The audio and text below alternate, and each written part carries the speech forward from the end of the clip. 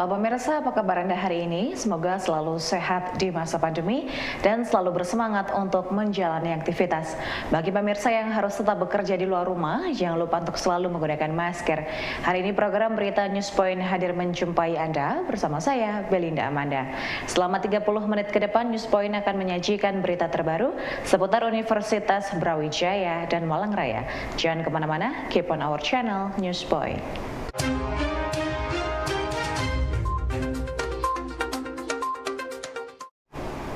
Pemirsa, memasuki usia ke-60, Universitas Brawijaya mulai melaksanakan berbagai agenda kegiatan. Ketua Pelaksana Lustrum ke-12 UB sekaligus Dekan Fakultas Vokasi, Profesor Unti Ludikdo menjelaskan Green Paradigm dan Innovative Action for Sustainable Prosperity merupakan tema yang digagas sebagai wujud penguatan dan komitmen terhadap peradaban dunia demi terwujudnya kemakmuran yang berkelanjutan.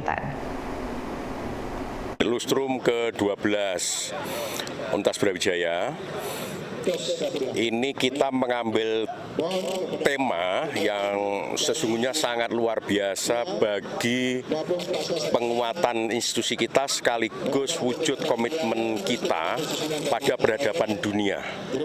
Ya, Green Paradigm and Innovative Actions.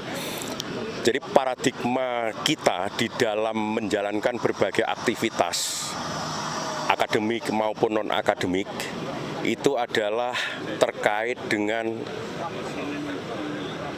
hal yang sangat environmental friendly, ya.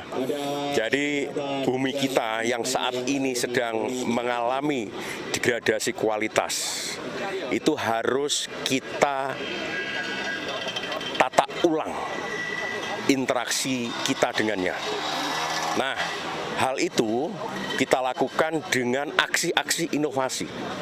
Aksi-aksi yang dapat menghadirkan sesuatu yang baru atau terbarukan, ya, sehingga apa yang terjadi di masa lalu itu dapat kita perbaiki di masa kini dan masa datang.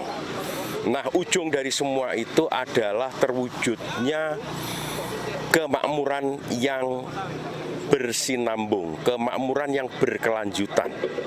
Ya, karena kita melaksanakan sesuatu, menjalankan sesuatu, mengeksekusi sesuatu itu tidak hanya dalam rangka hari ini, saat ini, tapi juga jangka panjang.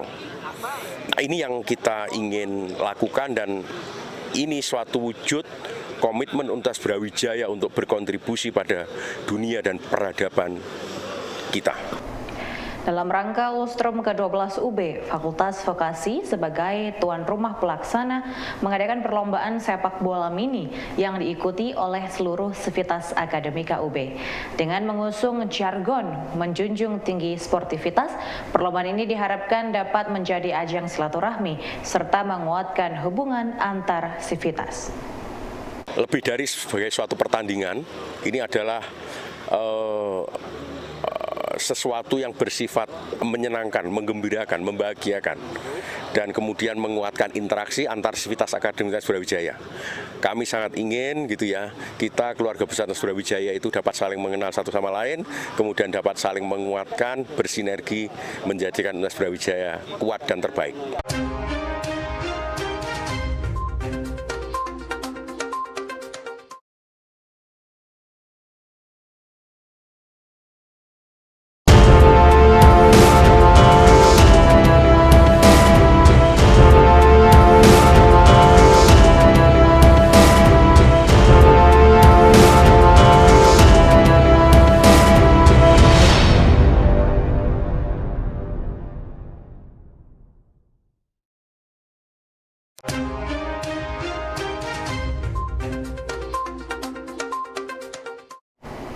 Pemirsa, pertandingan sepak bola mini dalam rangka Lustrum ke-12 UB diikuti 23 tim dari seluruh sivitas UB yang melibatkan fakultas hingga unit kerja.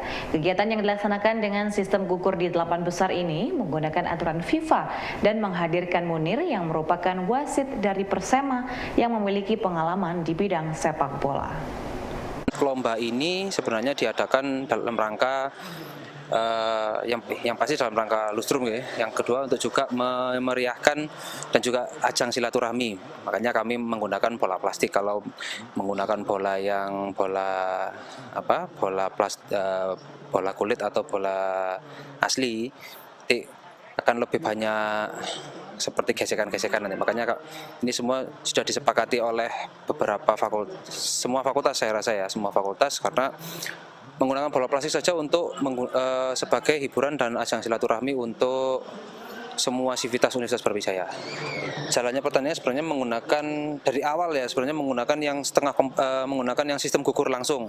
Kebetulan kalau sistem guguran harus ada 32 pemain. Cuma ini hanya bukan 32 tim, mohon maaf. Untuk di Universitas Brawijaya kan ada 23 fakultas dan unit kerja tergabung yang dalam SOTK UB 23 unit, makanya dibuat sistemnya ada yang by 10 tim.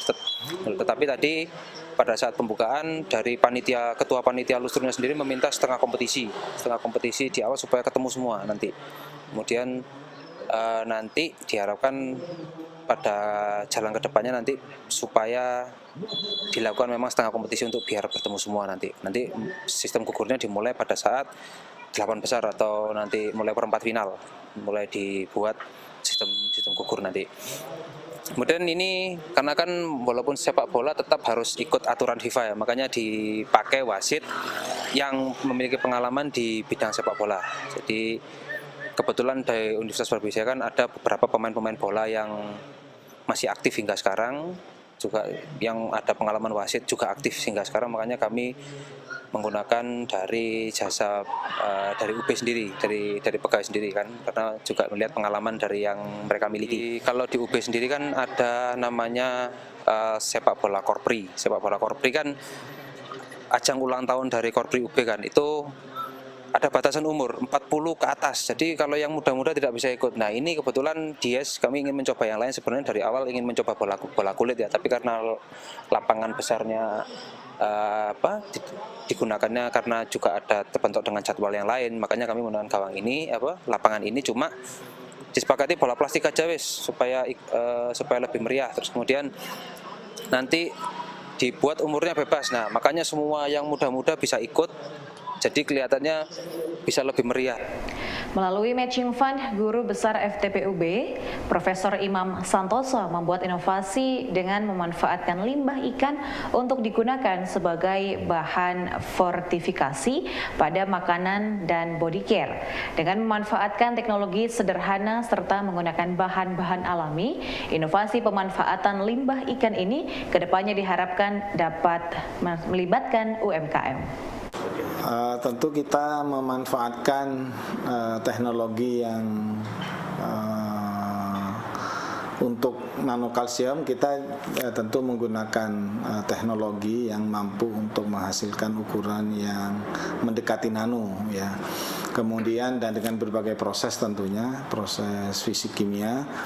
Dan kemudian untuk body care saya kira ini bisa dilihat dari beberapa stage teknologi, bisa pada advance teknologi, karena bagaimanapun untuk produk-produk kesehatan ini memiliki nilai komersial tinggi, tapi di satu sisi kita juga bagaimana memanfaatkan teknologi yang relatif sederhana yang tujuannya adalah pengayaan atau diversifikasi produk olahan dari teman-teman UMKM, khususnya pengusaha jamu, yang kalau nanti kita latih ya, kita introduksi teknologi, nanti mereka bisa memanfaatkan by product dari atau main produknya, bahkan nanti kita lihat mana yang lebih menguntungkan daripada hanya pengolahan dalam bentuk instan misalnya untuk minuman, dibandingkan atau sebagai bagian dari diversifikasi olahannya menjadi produk-produk berbasis body care. FTPUB terus berkomitmen untuk mendukung kegiatan inovasi, penelitian, serta pengembangan dalam mencari solusi dari permasalahan global yang tengah dihadapi bangsa saat ini.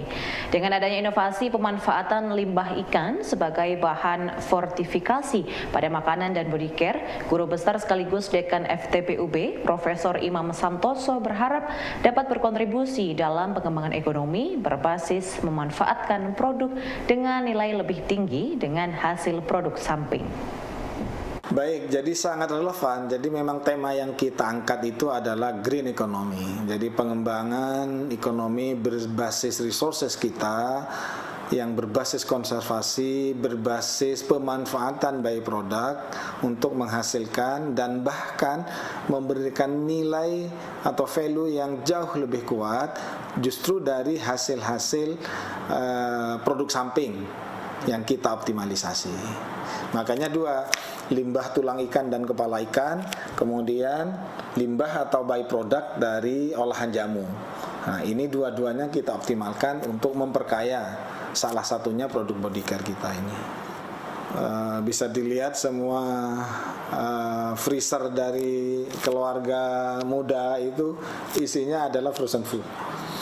Nah, kita yakin pangsa pasarnya tinggi dan ini ada potensi untuk difortifikasi dengan tulang ikan dan nanokalsium yang ini akan memberikan value yang lebih kepada anak-anak kita.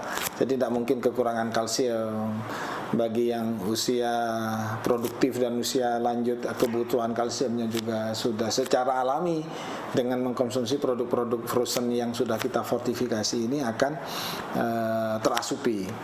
Kemudian yang kedua terkait dengan body care, saya kira kita tahu bahwa sekarang selain food, produk industrial yang memiliki potensi pasar sangat tinggi itu adalah produk-produk kecantikan. Nah, pangsa pasar yang kita bidik atau nanti UKM nanti yang akan kita fasilitasi, kita dampingi adalah bagaimana mereka nanti bisa menghasilkan produk yang nanti akan diminati atau menyasar kelompok-kelompok kelas menengah yang memiliki kepedulian terhadap green product. Jadi basis-basis kimianya kita kurangi, tentu secara bertahap sesuai dengan situasi kondisi bagaimana kita menghasilkan produk yang masih tetap bisa diterima oleh konsumen kita.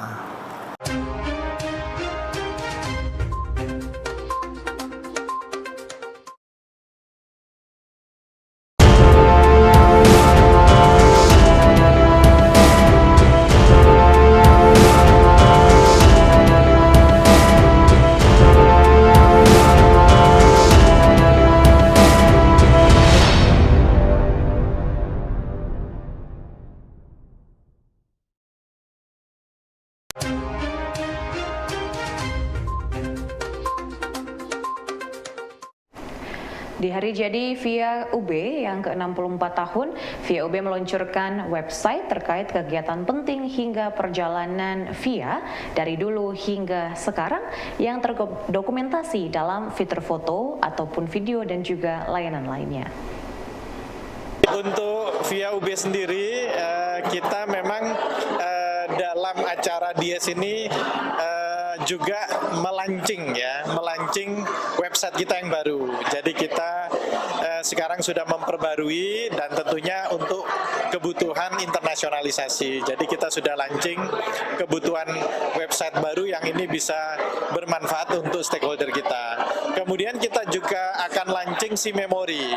SIMemory ini sebenarnya adalah suatu aplikasi atau website ya, yang ini kita kan punya museum arsip ya.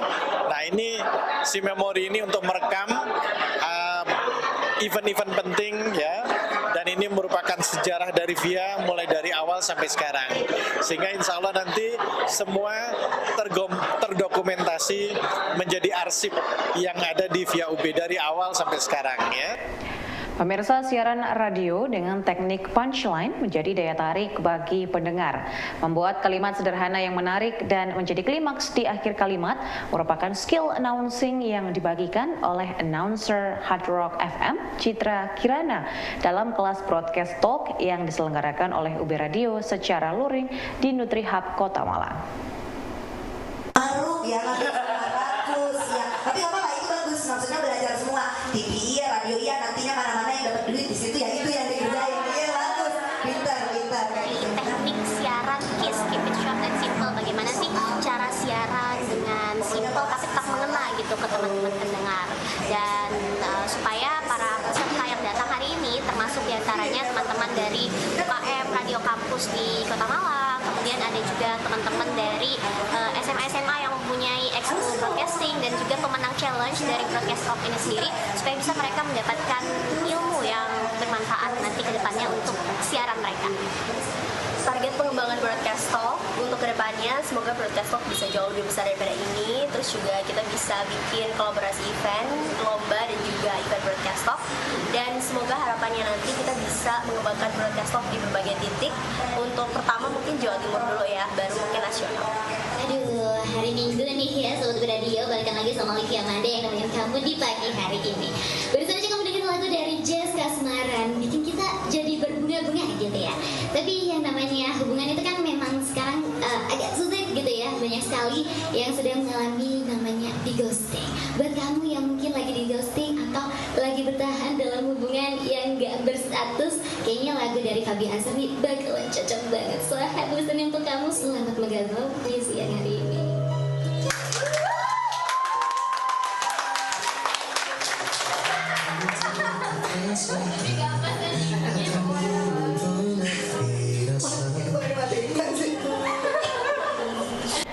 Pemirsa, sebagai wujud kepedulian pada sesama, rangkaian Disnatalis ke-60 Fakultas Perikanan dan Ilmu Kelautan UB menggelar kegiatan SIBIT 2022 atau Sehat Bersama dengan Donor Darah.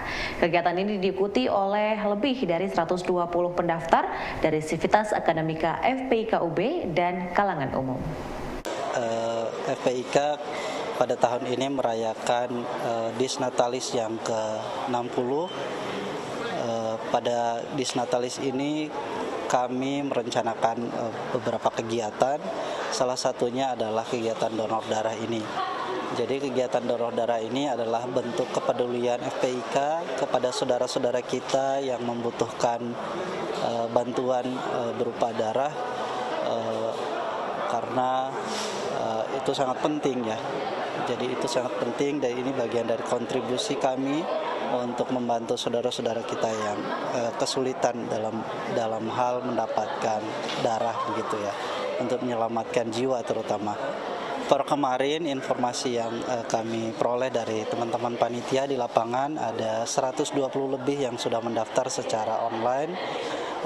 Tentunya tidak semua mungkin nanti akan lolos screening, jadi target kita adalah sejumlah 100 kantong darah itu yang bisa diperoleh dari event ini.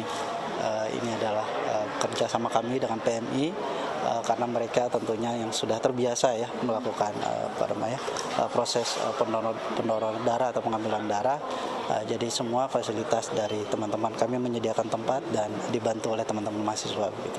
Baik, jadi untuk kepedulian mahasiswa alhamdulillah cukup baik ya Bu, cukup antusias karena kita lihat pendaftar terus berdatangan dari dosen maupun mahasiswa utamanya. Jadi ini merupakan salah satu bentuk kepedulian mereka terhadap kebutuhan orang-orang yang di sana gitu. Jadi ini kan merupakan aksi kemanusiaan yang bertujuan untuk menumbuhkan rasa kepedulian kita terhadap sesama. Jadi alhamdulillah pada hari ini cukup antusias lah dan banyak juga pendaftar dari mahasiswa.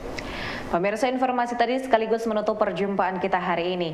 Jangan lupa untuk selalu menyaksikan News Point setiap hari pukul 19.30 waktu Indonesia Barat hanya di UB TV, Televisi Pendidikan Universitas Brawijaya. Saya Belinda Amanda dan seluruh kru yang bertugas pamit undur diri. Tetap patuhi protokol kesehatan, wajib menggunakan masker. Terima kasih dan selamat beraktivitas.